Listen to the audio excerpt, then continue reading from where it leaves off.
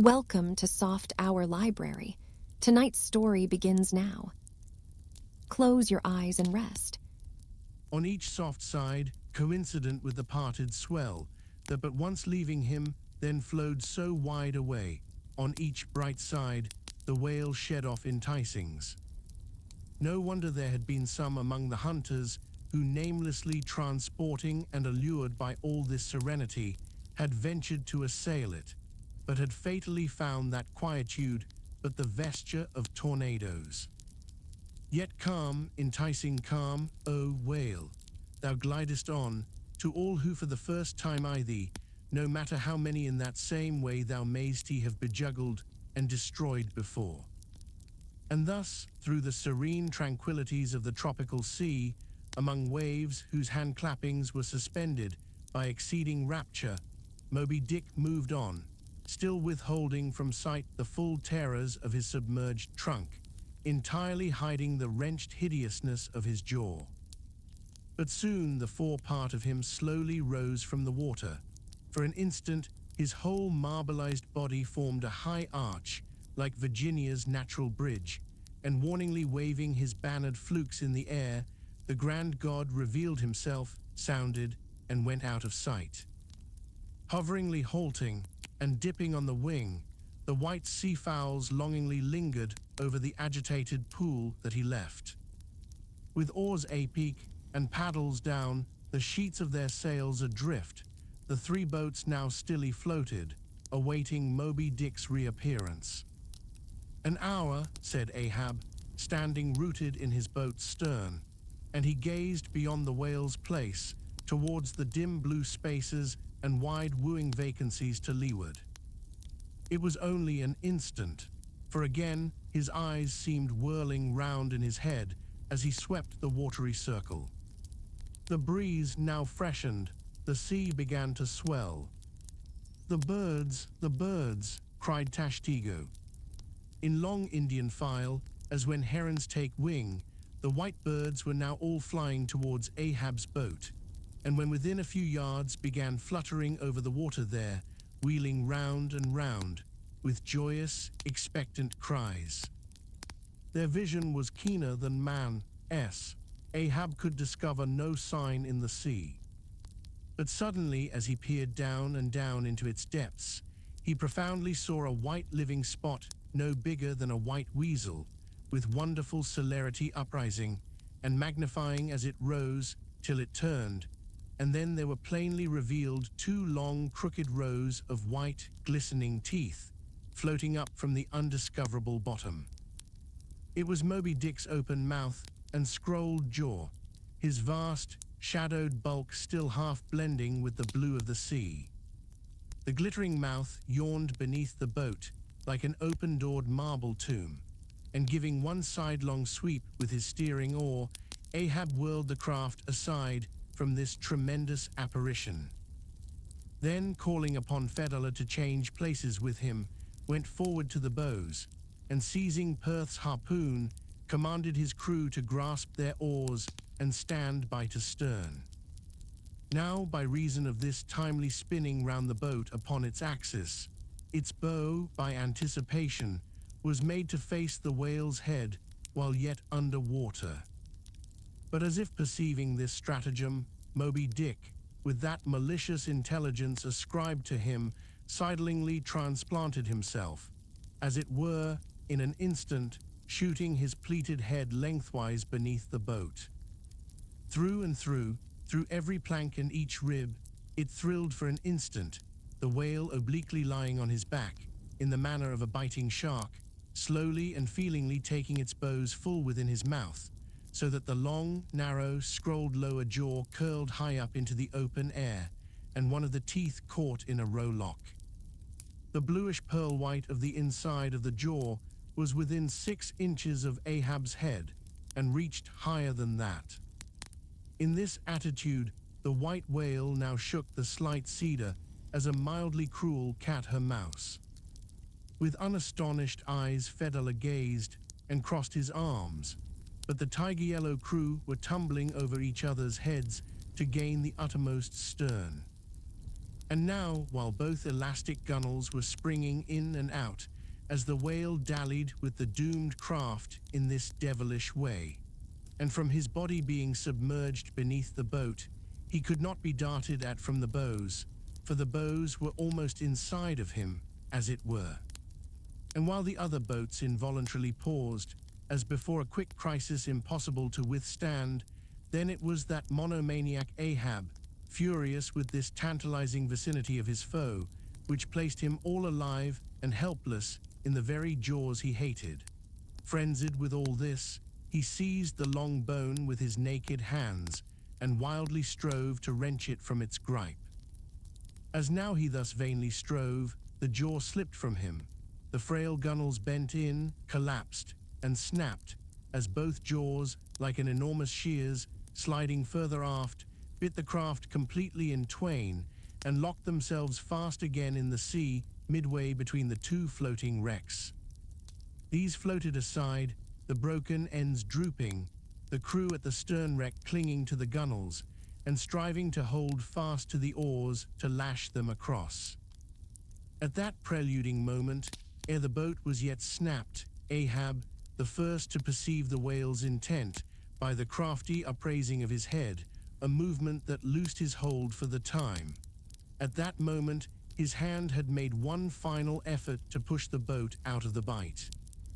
But only slipping further into the whale's mouth, and tilting over sideways as it slipped, the boat had shaken off his hold on the jaw, spilled him out of it as he leaned to the push, and so he fell flat-faced upon the sea. Ripplingly withdrawing from his prey, Moby-Dick now lay at a little distance, vertically thrusting his oblong white head up and down in the billows, and at the same time slowly revolving his whole spindled body, so that when his vast wrinkled forehead rose, some 20 or more feet out of the water, the now rising swells, with all their confluent waves, dazzlingly broke against it, vindictively tossing their shivered spray still higher into the air. So in a gale, the but half-baffled channel billows only recoil from the base of the Eddystone, triumphantly to overleap its summit with their scud. This motion is peculiar to the sperm whale. It receives its designation, pitchbulling, from its being likened to that preliminary up and down poise of the whale lance, in the exercise called pitchbulling previously described. By this motion, the whale must best and most comprehensively view whatever objects may be encircling him. But soon resuming his horizontal attitude, Moby-Dick swam swiftly round and round the wrecked crew, sideways churning the water in his vengeful wake, as if lashing himself up to still another and more deadly assault. The sight of the splintered boat seemed to madden him, as the blood of grapes and mulberries cast before Antiochus's elephants in the book of Maccabees. Meanwhile Ahab, half smothered in the foam of the whale's insolent tail and too much of a cripple to swim, though he could still keep afloat, even in the heart of such a whirlpool as that, helpless Ahab's head was seen, like a tossed bubble which the least chance shock might burst. From the boat's fragmentary stern, Fedallah incuriously and mildly eyed him. The clinging crew, at the other drifting end, could not succor him. More than enough was it for them to look to themselves. For so revolvingly appalling was the white whale's aspect, and so planetarily swift the ever-contracting circles he made, that he seemed horizontally swooping upon them. And though the other boats, unharmed, still hovered hard by, still they dared not pull into the eddy to strike, lest that should be the signal for the instant destruction of the jeopardized castaways, Ahab and all, nor in that case could they themselves hope to escape. With straining eyes, then, they remained on the outer edge of the direful zone, whose center had now become the old man's head. Meantime, from the beginning, all this had been descried from the ship's mastheads, and squaring her yards, she had borne down upon the scene, and was now so nigh that Ahab in the water hailed her, sail on the... But that moment, a breaking sea dashed on him from Moby-Dick, and whelmed him for the time. But struggling out of it again, and chancing to rise on a towering crest, he shouted, "Sail on the whale, drive him off." The Pequod's prows were pointed, and breaking up the charmed circle, she effectually parted the white whale from his victim. As he sullenly swam off, the boats flew to the rescue. Dragged into Stubbs' boat with bloodshot, blinded eyes, the white brine caking in his wrinkles, the long tension of Ahab's bodily strength did crack, and helplessly he yielded to his body's doom, for a time, lying all crushed in the bottom of Stubbs' boat, like one trodden underfoot of herds of elephants. Far inland, nameless wails came from him, as desolate sounds from out ravines. But this intensity of his physical prostration did but so much the more abbreviate it. In an instant's compass, great hearts sometimes condense to one deep pang, the sum total of those shallow pains kindly diffused through feebler men's whole lives. And so such hearts, though summary in each one's suffering, still, if the gods decree it, in their lifetime aggregate, a whole age of woe, wholly made up of instantaneous intensities, for even in their pointless centers, those noble natures contain the entire circumferences of inferior souls. "The harpoon," said Ahab, halfway rising and draggingly leaning on one bended arm, "is it safe?" "Aye, sir, for it was not darted. This is it," said Stubb, showing it. "Lay it before me. Any missing men?" 1, 2, 3, 4, 5. There were 5 oars, sir, and here are 5 men." "That's good. Help me, man. I wish to stand." So I see him, there, going to leeward still. What a leaping spout. Hands off from me. The eternal sap runs up in Ahab's bones again. Set the sail, out oars, the helm. It is often the case that when a boat is stove, its crew, being picked up by another boat, help to work that second boat, and the chase is thus continued with what is called double-banked oars. It was thus now. But the added power of the boat did not equal the added power of the whale, for he seemed to have treble-banked his every fin, swimming with a velocity which plainly showed that if now, under these circumstances, pushed on, the chase would prove an indefinitely prolonged, if not a hopeless one, nor could any crew endure for so long a period such an unintermitted, intense straining at the oar, a thing barely tolerable only in some one brief vicissitude. The ship itself, then, as it sometimes happens, offered the most promising intermediate means of overtaking the chase. Accordingly, the boats now made for her, and were soon swayed up to their cranes, the 2 parts of the wrecked boat having been previously secured by her, and then hoisting everything to her side, and stacking her canvas high up, and sideways outstretching it with stunned sails, like the double-jointed wings of an albatross, the Pequod bore down in the leeward wake of Moby-Dick. At the well-known methodic intervals, the whale's glittering spout was regularly announced from the manned mastheads, and when he would be reported as just gone down, Ahab would take the time, and then pacing the deck, binnacle watch in hand, so soon as the last second of the allotted hour expired, his voice was heard. "Whose is the doubloon now? D'ye see him?" And if the reply was no, sir, straightway he commanded them to lift him to his perch. In this way the day wore on, Ahab now aloft and motionless, anon unrestingly pacing the planks. As he was thus walking, uttering no sound, except to hail the men aloft, or to bid them hoist a sail still higher, or to spread one to a still greater breadth, thus to and fro pacing, beneath his slouched hat, at every turn he passed his own wrecked boat, which had been dropped upon the quarterdeck, and lay there reversed, broken bow to shattered stern. At last he paused before it, and as in an already overclouded sky fresh troops of clouds will sometimes sail across, so over the old man's face there now stole some such added gloom as this. Stubb saw him pause, and perhaps intending, not vainly, though to evince his own unabated fortitude, and thus keep up a valiant place in his captain's mind, he advanced, and eyeing the wreck exclaimed, "The thistle the ass refused. It pricked his mouth too keenly, sir, ha ha. What soulless thing is this that laughs before a wreck?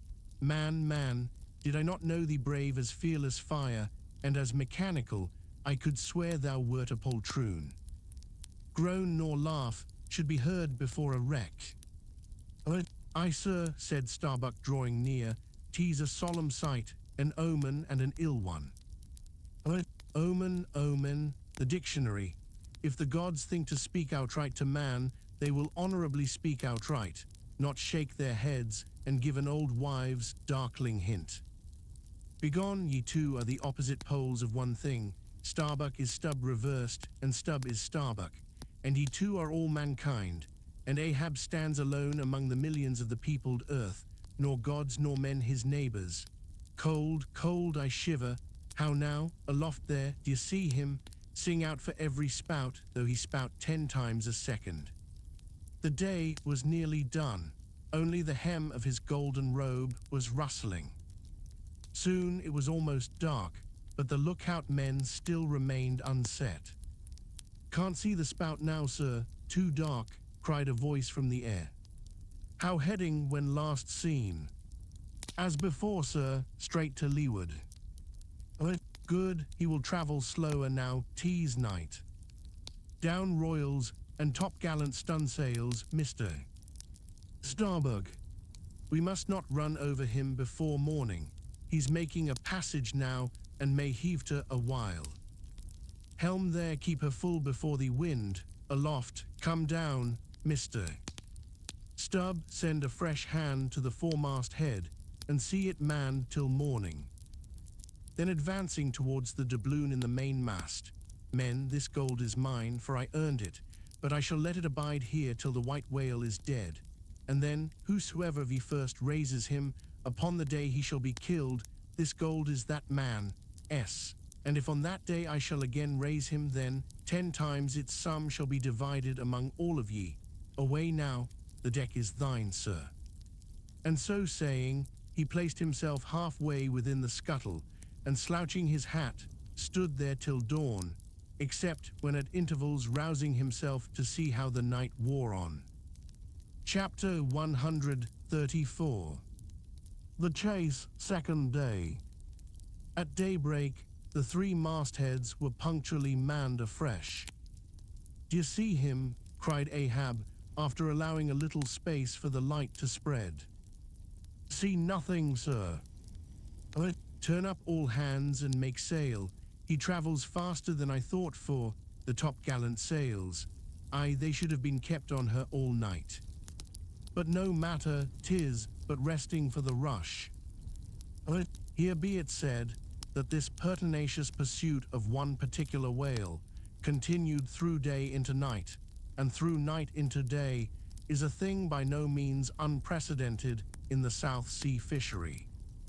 For such is the wonderful skill, prescience of experience, and invincible confidence acquired by some great natural geniuses among the Nantucket commanders, that from the simple observation of a whale when last descried, they will, under certain given circumstances, pretty accurately foretell both the direction in which he will continue to swim for a time, while out of sight, as well as his probable rate of progression during that period.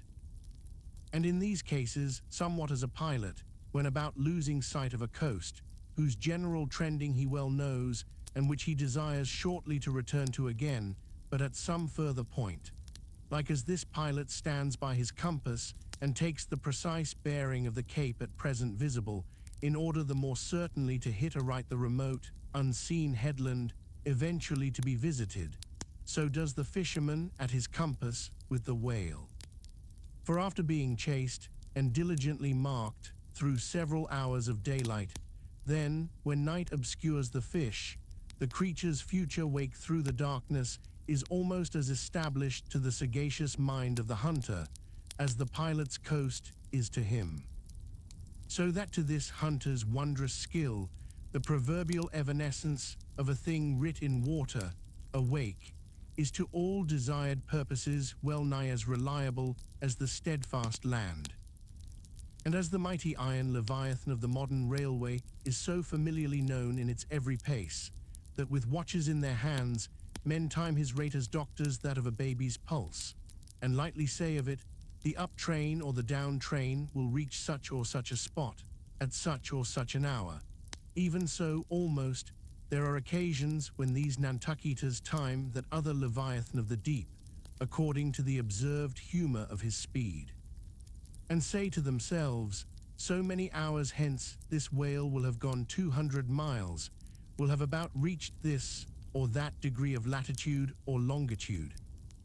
But to render this acuteness at all successful in the end, the wind and the sea must be the whaleman's allies. For of what present avail to the becalmed or windbound mariner is the skill that assures him he is exactly 93 leagues and a quarter from his port. Inferable from these statements are many collateral subtle matters touching the chase of whales. The ship tore on, leaving such a furrow in the sea as when a cannonball missent becomes a plowshare and turns up the level field. By salt and hemp, cried Stubb, but this swift motion of the deck creeps up one's legs and tingles at the heart. This ship and I are two brave fellows. Ha ha, someone take me up and launch me spinewise on the sea, for by live oaks, my spine's a keel. Ha ha, we go the gate that leaves no dust behind. There she blows, she blows, she blows, right ahead, was now the masthead cry. Aye, aye, cried Stubb, I knew it, he can't escape, blow on and split your spout, O whale. The mad fiend himself is after ye, blow your trump, blister your lungs. Ahab will dam off your blood, as a miller shuts his watergate upon the stream. And Stubb did, but speak out for well nigh all that crew. The frenzies of the chase had by this time worked them bubblingly up, like old wine worked anew. Whatever pale fears and forebodings some of them might have felt before, these were not only now kept out of sight through the growing awe of Ahab, but they were broken up, and on all sides routed, as timid prairie hares that scatter before the bounding bison. The hand of fate had snatched all their souls, and by the stirring perils of the previous day, the rack of the past night's suspense, the fixed, unfearing, blind, reckless way in which their wild craft went plunging towards its flying mark, by all these things their hearts were bowled along. The wind that made great bellies of their sails and rushed the vessel on by arms invisible as irresistible, this seemed the symbol of that unseen agency which so enslaved them to the race. They were one man, not 30. For as the one ship that held them all, though it was put together of all contrasting things, oak and maple and pine wood, iron and pitch and hemp, yet all these ran into each other in the one concrete hull, which shot on its way, both balanced and directed by the long central keel. Even so, all the individualities of the crew, this man's valor, that man's fear.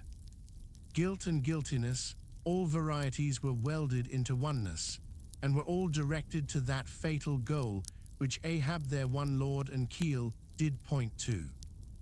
The rigging lived. The mastheads, like the tops of tall palms, were outspreadingly tufted with arms and legs. Clinging to a spar with one hand, some reached forth the other with impatient wavings. Others, shading their eyes from the vivid sunlight, sat far out on the rocking yards, all the spars in full bearing of mortals, ready and ripe for their fate. Ah, how they still strove through that infinite blueness to seek out the thing that might destroy them. Why sing ye not out for him, if ye see him?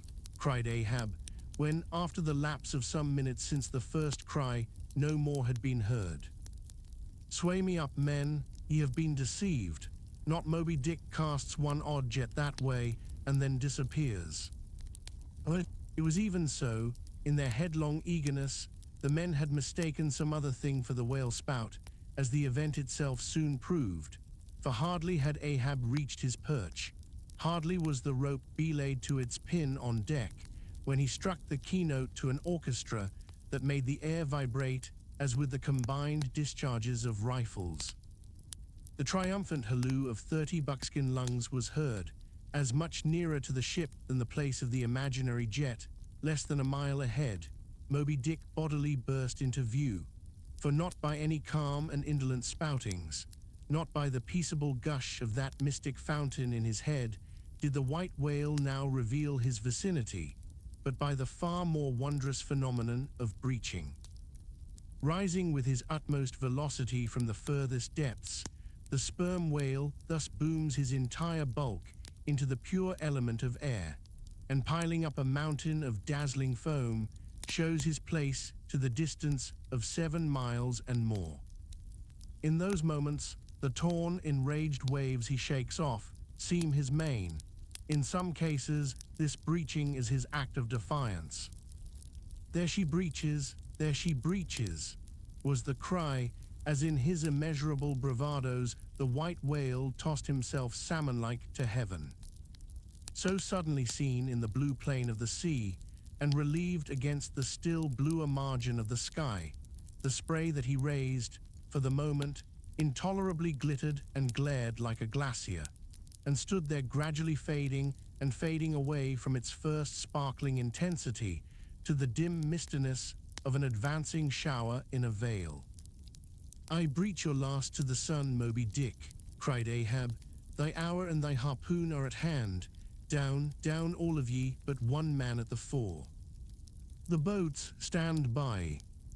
Unmindful of the tedious rope ladders of the shrouds, the men, like shooting stars, slid to the deck by the isolated backstays and halyards, while Ahab, less dartingly, but still rapidly, was dropped from his perch. "Lower away," he cried, so soon as he had reached his boat, a spare one, rigged the afternoon previous. "Misto! Starbuck, the ship is thine. Keep away from the boats, but keep near them. Lower oars!" As if to strike a quick terror into them, by this time being the first assailant himself, Moby-Dick had turned and was now coming for the 3 crews. Ahab's boat was central, and cheering his men, he told them he would take the whale head and head, that is, pull straight up to his forehead, a not uncommon thing, for when within a certain limit, such a course excludes the coming onset from the whale's sidelong vision. But ere that close limit was gained, and while yet all 3 boats were plain as the ship's 3 masts to his eye, the white whale churning himself into furious speed, almost in an instant as it were, rushing among the boats with open jaws and a lashing tail, offered appalling battle on every side, and heedless of the irons darted at him from every boat, seemed only intent on annihilating each separate plank of which those boats were made. But skillfully maneuvered, incessantly wheeling like trained chargers in the field, the boats for a while eluded him, though at times but by a plank's breadth, while all the time Ahab's unearthly slogan tore every other cry but his to shreds.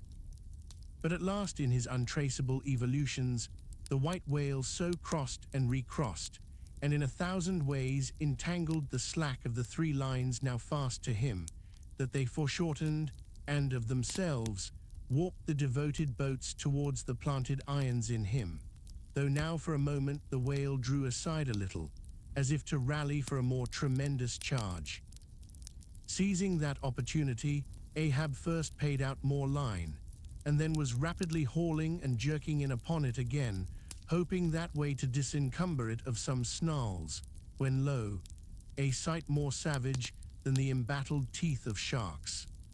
Caught and twisted, corkscrewed in the mazes of the line, loose harpoons and lances, with all their bristling barbs and points, came flashing and dripping up to the chocks in the bows of Ahab's boat. Only one thing could be done. Seizing the boat knife, he critically reached within through, and then, without the rays of steel, dragged in the line beyond, past it, inboard to the bowsman, and then, twice sundering the rope near the chocks, dropped the intercepted faggot of steel into the sea, and was all fast again. That instant, the white whale made a sudden rush among the remaining tangles of the other lines. By so doing, irresistibly dragged the more involved boats of Stubb and Flask towards his flukes, dashed them together like two rolling husks on a surf-beaten beach, and then diving down into the sea, disappeared in a boiling maelstrom, in which for a space the odorous cedar chips of the wrecks danced round and round, like the grated nutmeg in a swiftly stirred bowl of punch. While the two crews were yet circling in the waters, reaching out after the revolving line tubs, oars, and other floating furniture, while a sloped little Flask bobbed up and down like an empty vial, twitching his legs upwards to escape the dreaded jaws of sharks, and Stubb was lustily singing out for someone to ladle him up. And while the old man's line, now parting, admitted of his pulling into the creamy pool to rescue whom he could, in that wild simultaneousness of 1,000 concreted perils, Ahab's yet unstricken boat seemed drawn up towards heaven by invisible wires, as, arrow-like, shooting perpendicularly from the sea, the white whale dashed his broad forehead against its bottom, and sent it, turning over and over, into the air, till it fell again, gunwale downwards, and Ahab and his men struggled out from under it, like seals from a seaside cave. The first uprising momentum of the whale, modifying its direction as he struck the surface, involuntarily launched him along it, to a little distance from the center of the destruction he had made, and with his back to it, he now lay for a moment slowly feeling with his flukes from side to side, and whenever a stray oar, bit of plank, the least chip or crumb of the boats touched his skin, his tail swiftly drew back, and came sideways smiting the sea. But soon, as if satisfied that his work for that time was done, he pushed his pleated forehead through the ocean, and trailing after him the intertangled lines, continued his leeward way at a traveler's methodic pace. As before, the attentive ship, having descried the whole fight, again came bearing down to the rescue, and dropping a boat, picked up the floating mariners, tubs, oars, and whatever else could be caught at, and safely landed them on her decks. Some sprained shoulders, wrists, and ankles, livid contusions, wrenched harpoons and lances, inextricable intricacies of rope, shattered oars and planks, all these were there, but no fatal or even serious ill seemed to have befallen anyone. As with Fedallah the day before, so Ahab was now found grimly clinging to his boat's broken half, which afforded a comparatively easy float, nor did it so exhaust him as the previous day's mishap. But when he was helped to the deck, all eyes were fastened upon him, as instead of standing by himself, he still half hung upon the shoulder of Starbuck, who had thus far been the foremost to assist him. His ivory leg had been snapped off, leaving but one short, sharp splinter. Aye, Starbuck, 'tis sweet to lean sometimes, be the leaner who he will, and would old Ahab had leaned oftener than he has. The ferule has not stood, sir, said the carpenter, now coming up. I put good work into that leg. But no bones broken, sir, I hope, said Stubb with true concern. Aye, and all splintered to pieces, Stubb, you see it. But even with a broken bone, old Ahab is untouched, and I account no living bone of mine one jot more me than this dead one that's lost. Nor white whale, nor man, nor fiend can so much as graze old Ahab in his own proper and inaccessible being. Can any lead touch yonder floor, any mast scrape yonder roof, aloft there, which way? Dead to leeward, sir. Up helm then, pile on the sail again, ship keepers, down the rest of the spare boats and rig them, mister. Starbuck away, and muster the boat's crews. Let me first help thee towards the bulwarks, sir. Oh, how this splinter gores me now, accursed fate, that the unconquerable captain in the soul should have such a craven mate. So, my body, man, not thee. Give me something for a cane, there, that shivered lance will do. Muster the men, Surely I have not seen him yet. By heaven it cannot be, missing, quick call them all. The old man's hinted thought was true. Upon mustering the company, the Parsee was not there. The Parsee, cried Stubb, he must have been caught in. The black vomit wrench thee, run all of ye above a low cabin forecastle find him, not gone, not gone. But quickly they returned to him, with the tidings that the Parsee was nowhere to be found. "Aye, sir," said Stubb, "caught among the tangles of your line. I thought I saw him dragging under." My line, gone, gone, what means that little word? What death knell rings in it, that old Ahab shakes as if he were the belfry? The harpoon, too, toss over the litter there, d'ye see it? The forged iron men, the white whales, no, blistered fool, this hand did dart it, 'tis in the fish. Aloft there, keep him nailed quick. All hands to the rigging of the boats, collect the oars, harpooneers, the irons, hoist the royals higher, a pull on all the sheets. Helm there, steady, steady for your life. I'll 10 times girdle the unmeasured globe, yea, and dive straight through it, but I'll slay him yet. Great God, but for one single instant show thyself, cried Starbuck. Never, never wilt thou capture him, old man, in Jesus' name no more of this, that's worse than devil's madness. 2 days chased, twice stove to splinters, thy very leg once more snatched from under thee, thy evil shadow gone, all good angels mobbing thee with warnings. What more wouldst thou have? Shall we keep chasing this murderous fish till he swamps the last man? Shall we be dragged by him to the bottom of the sea? Shall we be towed by him to the infernal world? Oh, impiety and blasphemy to hunt him more. Starbuck, of late I've felt strangely moved to thee.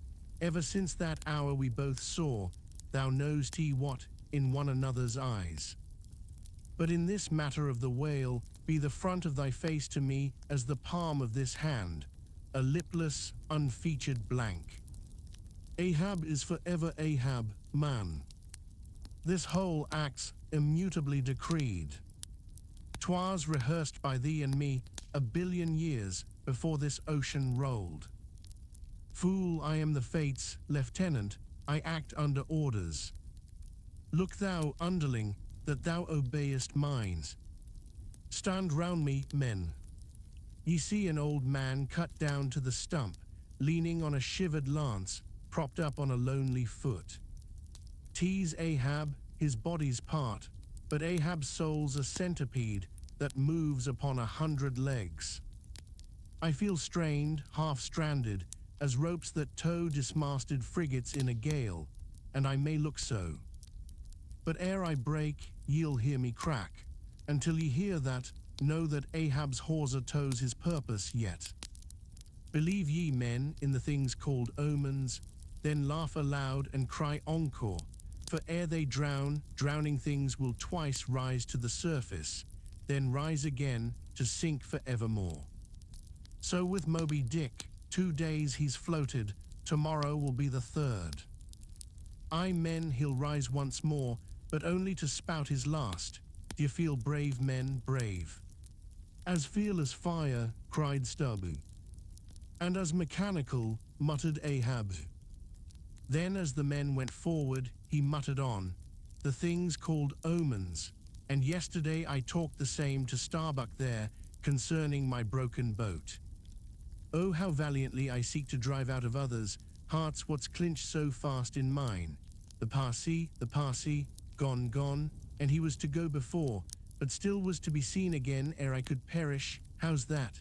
There's a riddle now might baffle all the lawyers backed by the ghosts of the whole line of judges.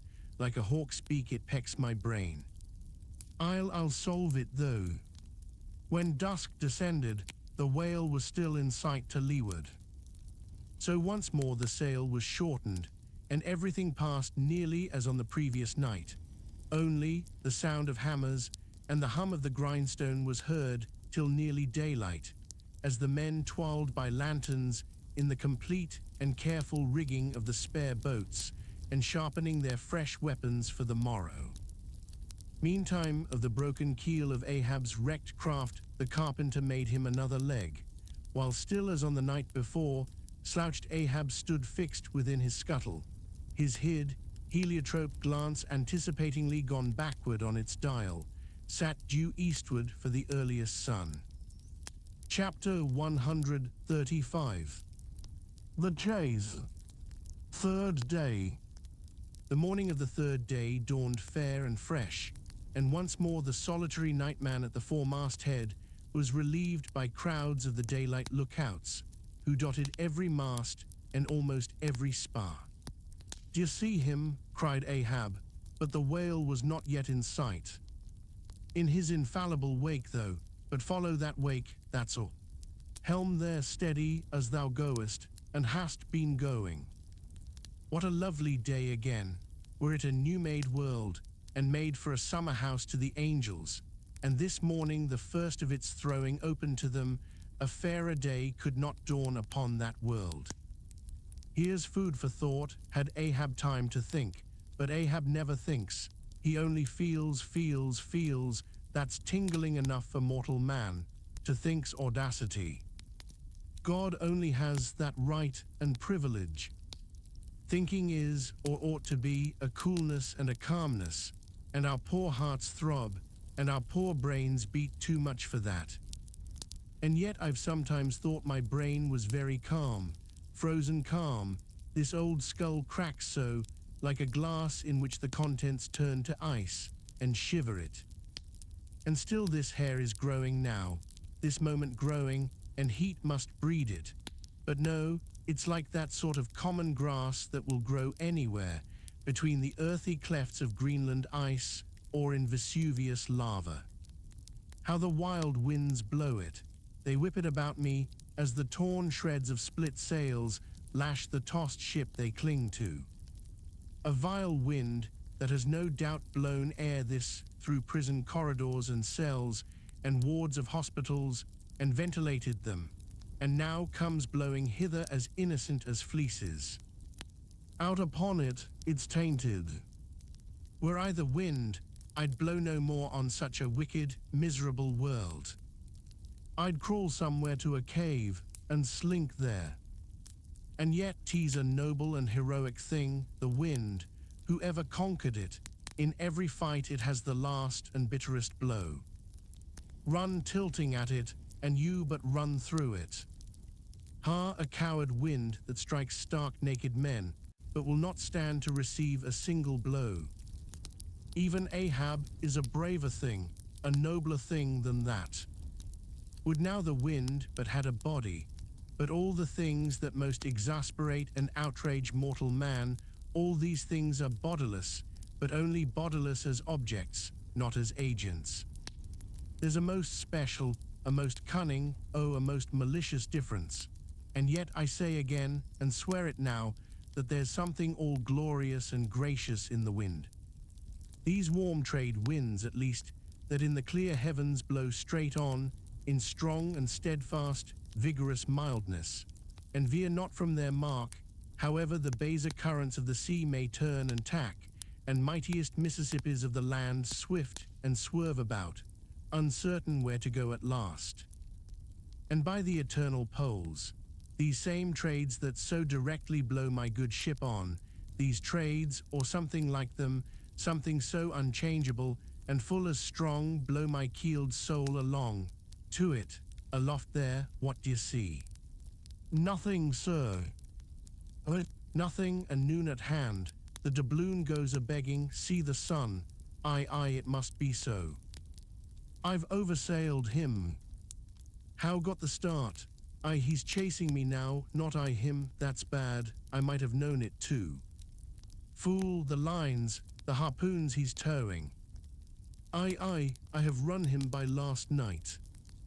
About, come down all of ye, but the regular lookouts, man the braces. Steering as she had done, the wind had been somewhat on the Pequod's quarter, so that now being pointed in the reverse direction, the braced ship sailed hard upon the breeze, as she returned the cream in her own white wake. Against the wind he now steers for the open jaw, murmured Starbuck to himself, as he coiled the new-hauled main brace upon the rail.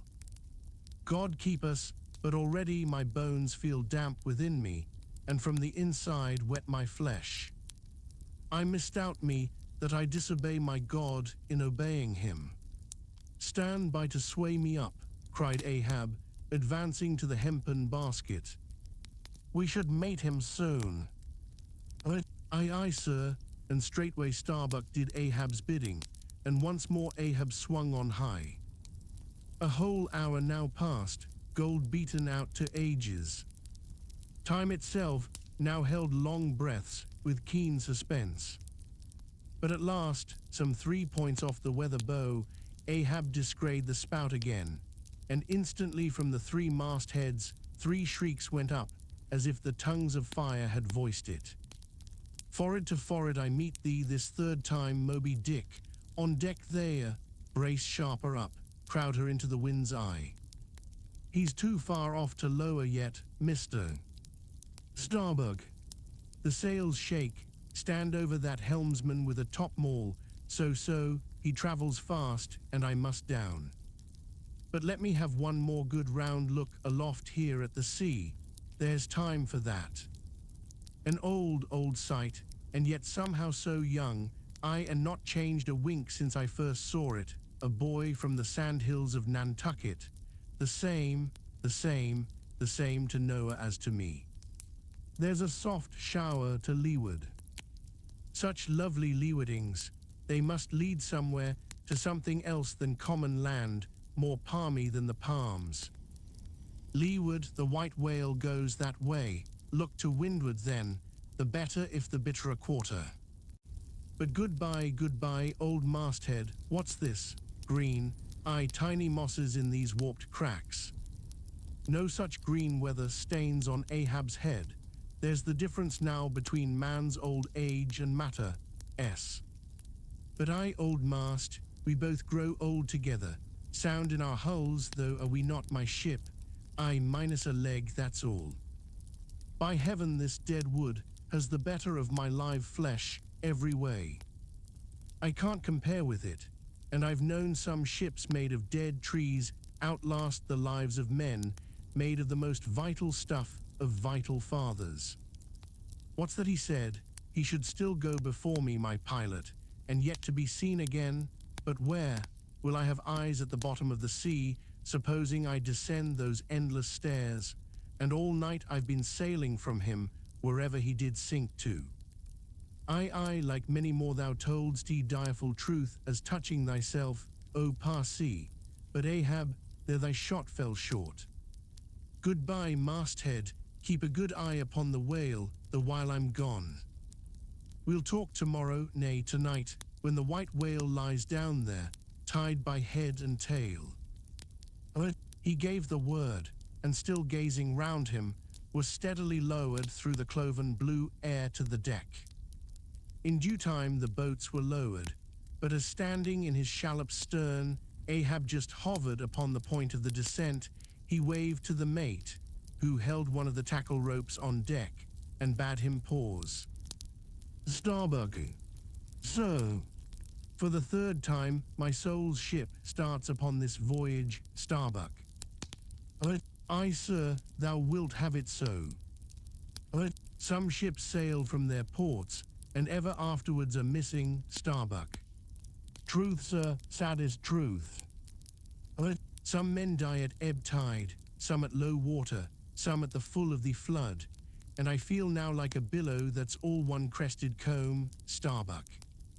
I am old, shake hands with me, man. Their hands met, their eyes fastened, Starbuck's tears the glue. Oh, my captain, noble heart, go not. See, it's a brave man that weeps, how great the agony of the persuasion then. Lower away, cried Ahab, tossing the mate's arm from him. Stand by the crew. In an instant, the boat was pulling round close under the stern. The sharks, cried a voice from the low cabin window there. Oh, master, my master, come back. But Ahab heard nothing, for his own voice was high lifted then, and the boat leaped on.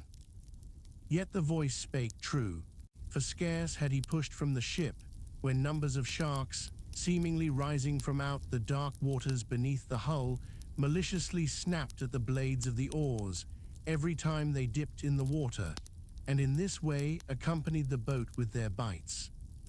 It is a thing not uncommonly happening to the whaleboats in those swarming seas, the sharks at times apparently following them in the same prescient way that vultures hover over the banners of marching regiments in the east.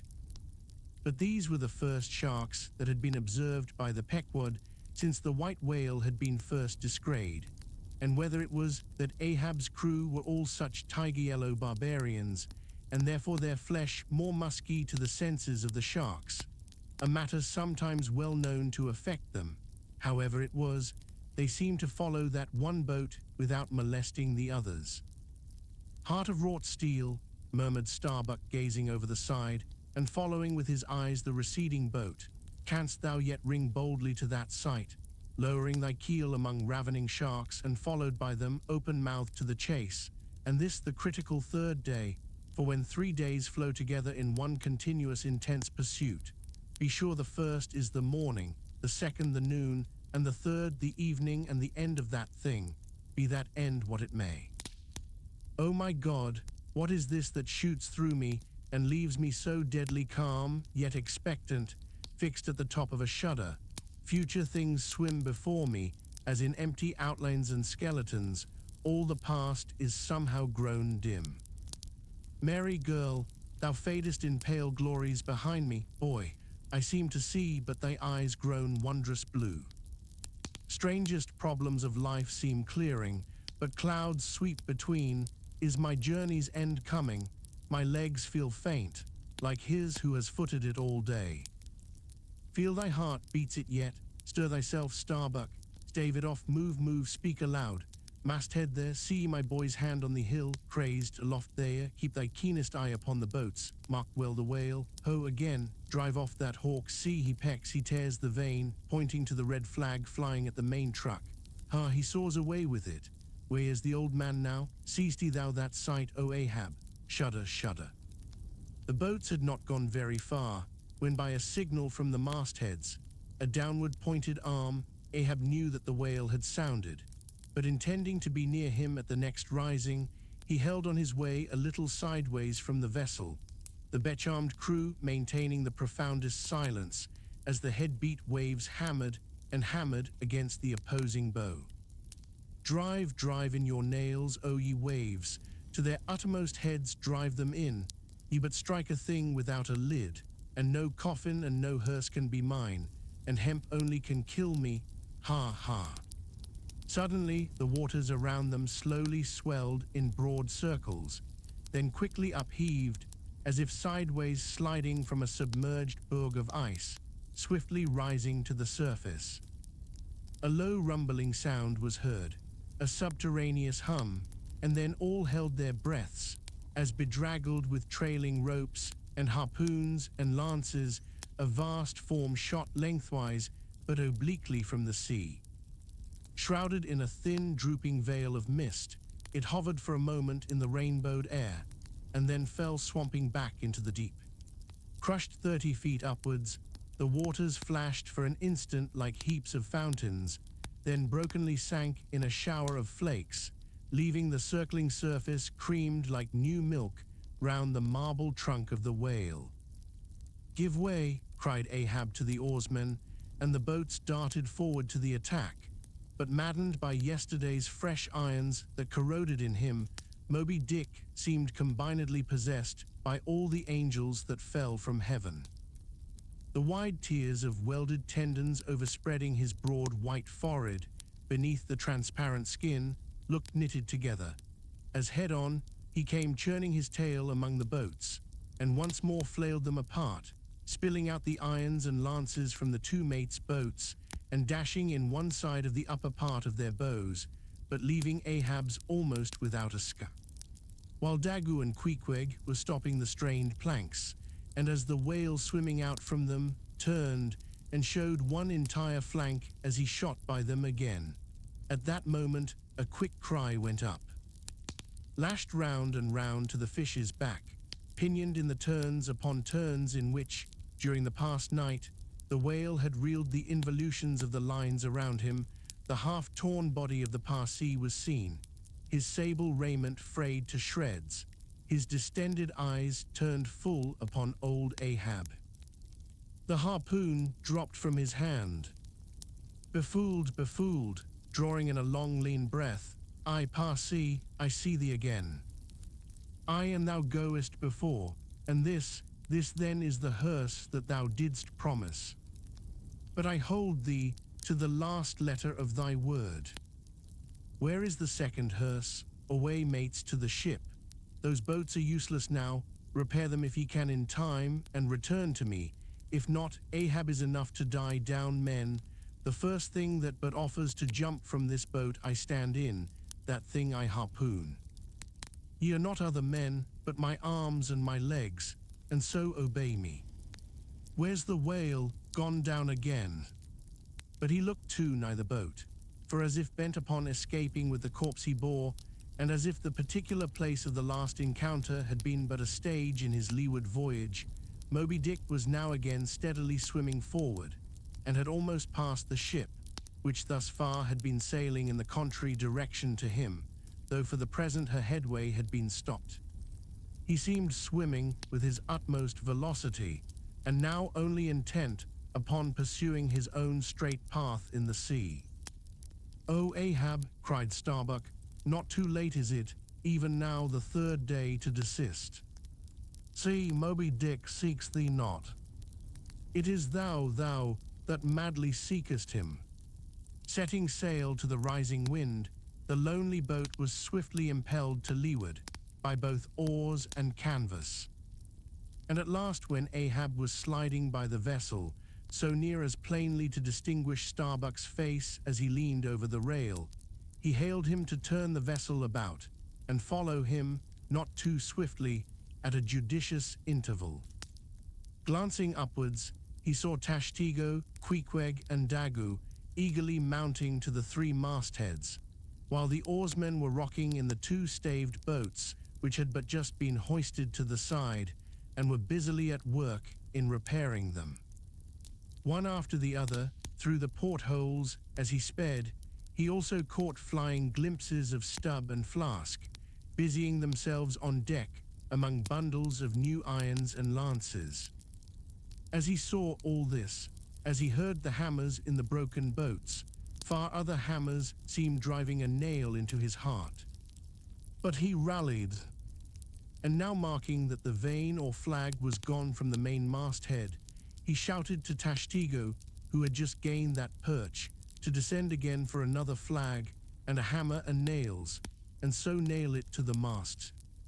Whether fagged by the 3 days' running chase and the resistance to his swimming in the knotted hamper he bore, or whether it was some latent deceitfulness and malice in him, whichever was true, the white whale's way now began to abate, as it seemed, from the boat so rapidly nearing him once more, though indeed the whale's last start had not been so long a one as before.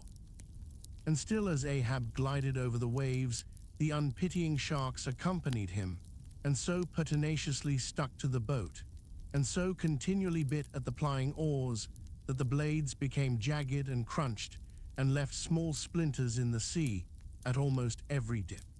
Heed them not, those teeth, but give new rollicks to your oars. Pull on, tease the better rest, the shark's jaw than the yielding water. But at every bite, sir, the thin blades grow smaller and smaller. They will last long enough, pull on, but who can tell, he muttered, whether these sharks swim to feast on the whale or on Ahab, but pull on, I all alive now we near him. The helm, take the helm, let me pass. And so saying, 2 of the oarsmen helped him forward to the bows of the still flying boat.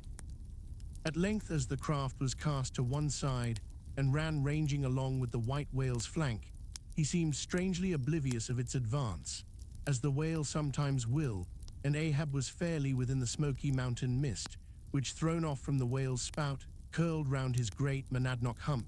He was even thus close to him, when with body arched back and both arms lengthwise high lifted to the poise, he darted his fierce iron, and his far fiercer curse into the hated whale. As both steel and curse sank to the socket, as if sucked into a morass, Moby-Dick sideways writhed, spasmodically rolled his knife flank against the bow, and without staving a hole in it, so suddenly canted the boat over that had it not been for the elevated part of the gunwale to which he then clung, Ahab would once more have been tossed into the sea. As it was, 3 of the oarsmen, who foreknew not the precise instant of the dart, and were therefore unprepared for its effects, these were flung out, but so fell that in an instant 2 of them clutched the gunwale again, and rising to its level on a combing wave, hurled themselves bodily inboard again, the 3rd man helplessly dropping astern, but still afloat and swimming. Almost simultaneously, with a mighty volition of ungraduated, instantaneous swiftness, the white whale darted through the weltering sea. But when Ahab cried out to the steersman to take new turns with the line and hold it so, and commanded the crew to turn round on their seats and tow the boat up to the mark, the moment the treacherous line felt that double strain and tug, it snapped in the empty air. What breaks in me, some sinew cracks, 'tis whole again, oars, oars burst in upon him. Hearing the tremendous rush of the sea-crashing boat, the whale wheeled round to present his blank forehead at bay, but in that evolution, catching sight of the nearing black hull of the ship, seemingly seeing in it the source of all his persecutions, bethinking it, it may be, a larger and nobler foe, of a sudden he bore down upon its advancing prow, smiting his jaws amid fiery showers of foam. Ahab staggered, his hands smote his forehead. I grow blind, hands, stretch out before me that I may yet grope my way. Is night. The whale, the ship, cried the cringing oarsmen. Oars, oars, slope downwards to thy depths, O sea, that ere it be forever too late, Ahab may slide this last time upon his mark. I see the ship, dash on, my men, will ye not save my ship? But as the oarsmen violently forced their boat through the sledge-hammering seas, the before whale-smitten bow ends of 2 planks burst through, and in an instant almost, the temporarily disabled boat lay nearly level with the waves, its half-wading, splashing crew trying hard to stop the gap and bail out the pouring water. Meantime, for that one beholding instant, Tashtego's masthead hammer remained suspended in his hand, and the red flag, half wrapping him as with a plaid, then streamed itself straight out from him as his own forward-flowing heart, while Starbuck and Stubb, standing upon the bowsprit beneath, caught sight of the down-coming monster just as soon as he. The whale, up helm, oh, all ye sweet powers of air, now hug me close. Let not Starbuck die, if die he must, in a woman's fainting fit. Up helm, I say, ye fools, the jaw. Is this the end of all my bursting prayers, all my lifelong fidelities? O Ahab, Ahab, lo thy work. Steady, helmsman, steady. Nay, up helm again, he turns to meet us. Oh, his unappeasable brow drives on towards one whose duty tells him he cannot depart. My God, stand by me now. Stand not by me, but stand under me, whoever you are that will now help Stubb, for Stubb too sticks here. I grin at thee, thou grinning whale, whoever helped Stubb or kept Stubb awake, but Stubb's own unwinking eye, and now poor Stubb goes to bed upon a mattress that is all too soft, would it were stuffed with brushwood. I grin at thee, thou grinning whale. Look ye, sun, moon, and stars, I call ye assassins of as good a fellow as ever spouted up his ghost. For all that I would yet ring glasses with ye, would ye but hand the cup. Oh, thou grinning whale, but there'll be plenty of gulping soon. Why fly ye not, O Ahab? For me, off shoes and jacket to it. Let Stubb die in his drawers, a most mouldy and over-salted death, though. Cherries. O flask, for one red cherry ere we die. Cherries, I only wish that we were where they grow. O Stubb, I hope my poor mother's drawn my part pay ere this. If not, few coppers will now come to her, for the voyage is up. From the ship's bows, nearly all the seamen now hung inactive. Hammers, bits of plank, lances, and harpoons mechanically retained in their hands, just as they had darted from their various employments, all their enchanted eyes intent upon the whale, which from side to side, strangely vibrating his predestinating head, sent a broad band of overspreading semicircular foam before him as he rushed. Retribution, swift vengeance, eternal malice were in his whole aspect, and spite of all that mortal man could do, the solid white buttress of his forehead smote the ship's starboard bow, till men and timbers reeled. Some fell flat upon their faces. Like dislodged trucks, the heads of the harpooneers aloft shook on their bull-like necks. Through the breach, they heard the waters pour as mountain torrents down a flume. "The ship, the hearse, the second hearse," cried Ahab from the boat. "Its wood could only be American."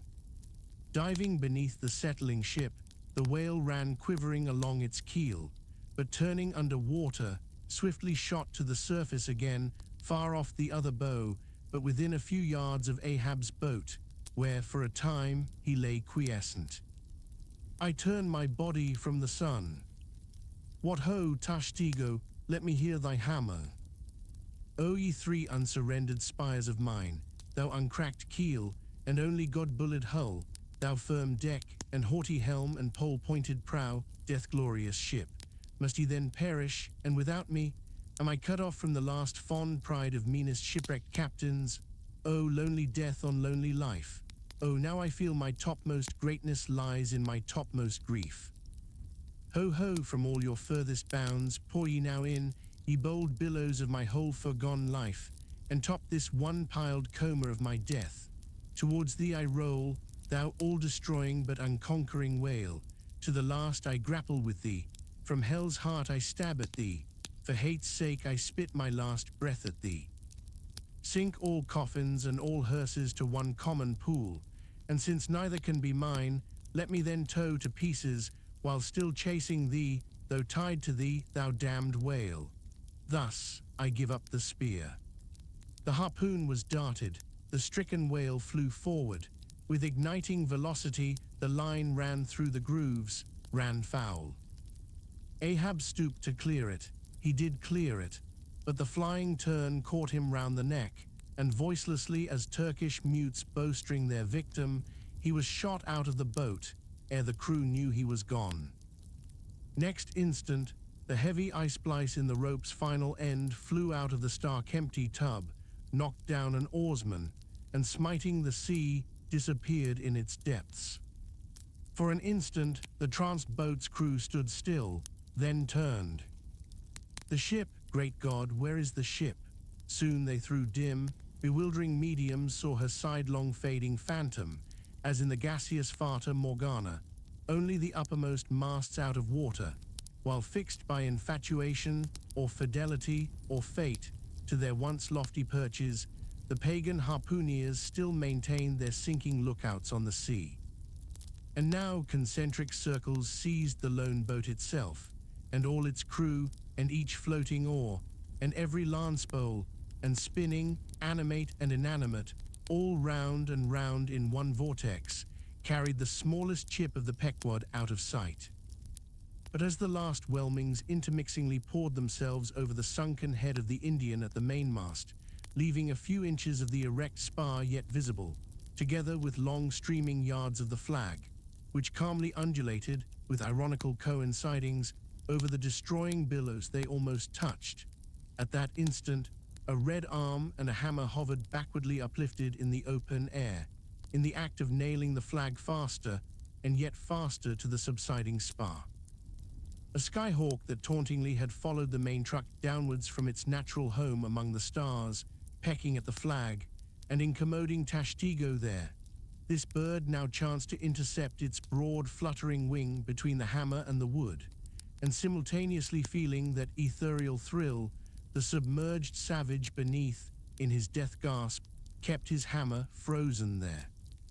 And so the bird of heaven, with archangelic shrieks, and his imperial beak thrust upwards, and his whole captive form folded in the flag of Ahab, went down with his ship, which, like Satan, would not sink to hell till she had dragged a living part of heaven along with her, and helmeted herself with it. Now small fowls flew screaming over the yet yawning gulf.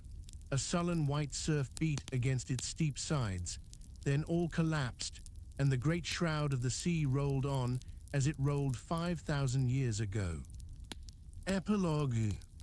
And I only am escaped alone to tell the job. The drama's done. Why then here does any one step forth, because one did survive the wreck? It so chanced that after the Parsee's disappearance, I was he whom the fates ordained to take the place of Ahab's boatsman, when that boatsman assumed the vacant post. The same who, when on the last day the 3 men were tossed from out of the rocking boat, was dropped astern. So floating on the margin of the ensuing scene, and in full sight of it, when the half-spent suction of the sunk ship reached me, I was then, but slowly, drawn towards the closing vortex. When I reached it, it had subsided to a creamy pool. Round and round then, and ever contracting towards the button-like black bubble at the axis of that slowly wheeling circle, like another Ixion, I did revolve. Till gaining that vital center, the black bubble upward burst, and now, liberated by reason of its cunning spring, and owing to its great buoyancy, rising with great force, the coffin lifebuoy shot lengthwise from the sea, fell over, and floated by my side. Buoyed up by that coffin, for almost one whole day and night, I floated on a soft and dirge-like main. The unharming sharks, they glided by as if with padlocks on their mouths. The savage sea hawks sailed with sheathed beaks. On the second day, a sail drew nearer, and picked me up at last. It was the devious cruising Rachel, that in her retracing search after her missing children, only found another orphan.